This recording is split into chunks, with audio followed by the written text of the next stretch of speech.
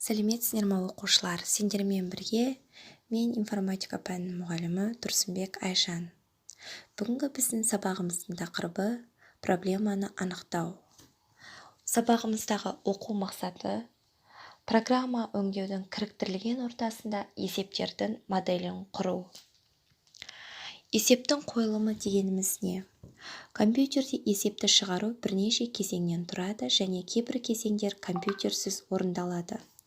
Есептің қойылымы есепті талдау және зерттеу, алгоритм құру, программалау, тестілеу және тіркеме бет, есепті шығару нәтижелерін талдау, программаны сүйемелдеу. Бұл тақырыпта бірінші кезеңді қарастырайық. Бұл кезеңде есептің шартын түсіну қажет. Кез келген бір есепті алайық. Өзіміздің оқулығымыздағы 159 беттегі бірінші есепті шығарып көрейік. Бірінші есепте 20-дан 50-ге дейін натурал сан берілген.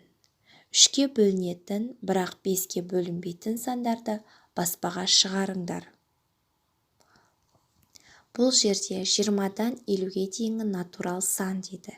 Енді біз есептің шығару үшін 20-дан 50-ге дейін барлық санды input арқылы енгізіп отырмай, біз for циклдік операторын қолдана аламыз. Яғни Python программасын ашамыз, ашу жолын білесіңдер. Python ideal, file, new file, яғни жаңа файл ашамыз. Сол жерге енді біз есебіміздің шартын жазамыз. For i in range.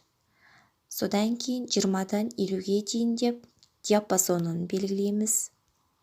Диапазон аралығын белгілегеннен кейін біз print айды жауапқа шығару керек деп бірден баспаға жіберетін болсақ, онда бізге 20-дан 50-ге дейінгі барлық санды жауапқа шығарып тастайды. Ал бізде есептің берілгенде 3-ке бөлінетін, бірақ 5-ке бөлінбейтін сандарды баспаға шығарыңдар деп сұрап тұр. Ол үшін біз енді шарт жазамыз. Шарттың барысында біз берілген сан 3-ке бөлгенде қалдығы бар ма, жоқ па, соны анықтаймыз. Шарт, яғни if I бөлу дегенді процентпен жазамыз 3-ке, сол кезде шығу керек тең 2 тең 0. Және келесі шарт берілген I саны 5-ке бөлгенде 0-ге тең емес екенін анықтауымыз қажет. Яғни тең емес дегеніміз леп белгісі және тең деген егер шарт ақиқат болса, осы екі шартта орындалатын болса, онда жауапқа шығару керек сол санды. Ал жалған болған жағдайда ол санды баспаға шығармайды. Енді біз сол санды баспаға шығаруды орындауымыз керек. Ол үшін баспаға шығару үшін print функциясын қолданамыз. Print шақжан ішінде I, яғни I деген біздің санымыз. Программаны жүзеге асыру үшін программаны сақтап аламыз.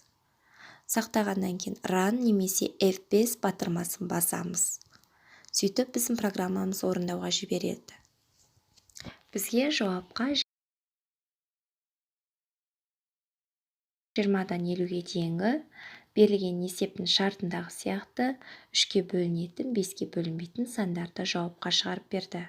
20-ны шығармады, себебі 20 3-ке бөлініп қалдық қалады. 21 3-ке бөлінеді, қалдық қалмайды, бірақ 21 5-ке бөлінбейді, ар жағында қалдық қалып қалады.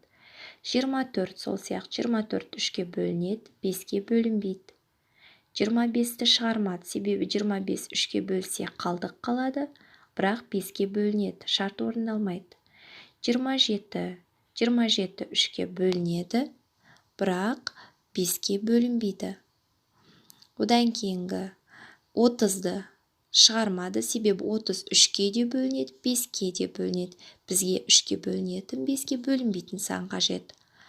33-ті шығарды, 33 3-ке бөлінеді, 5-ке бөлінбейді. Солай 48-ге дейінгі барлық сандарды шығарды.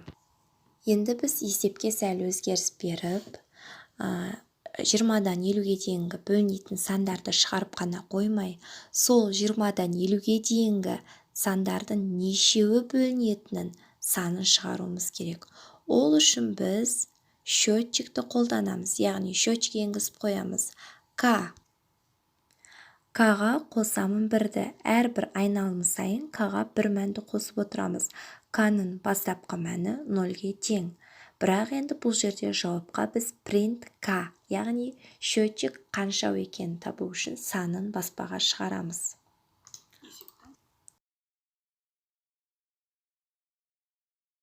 Енді есептің нәтижесіне қарайық. Есептің нәтижесінде бізге 8 деген сан шықты. Яғни 20-дан 50-ге дейін 3-ке бөлінетін, 5-ке бөлінбейтін 8 сан бар. Үйге тапсырма. 159 беттегі екінші есепті программасының кодын дәптерге жазып, маған жібересіздер. Назар салғандарыңызға рахмет. Сау болыңыздар.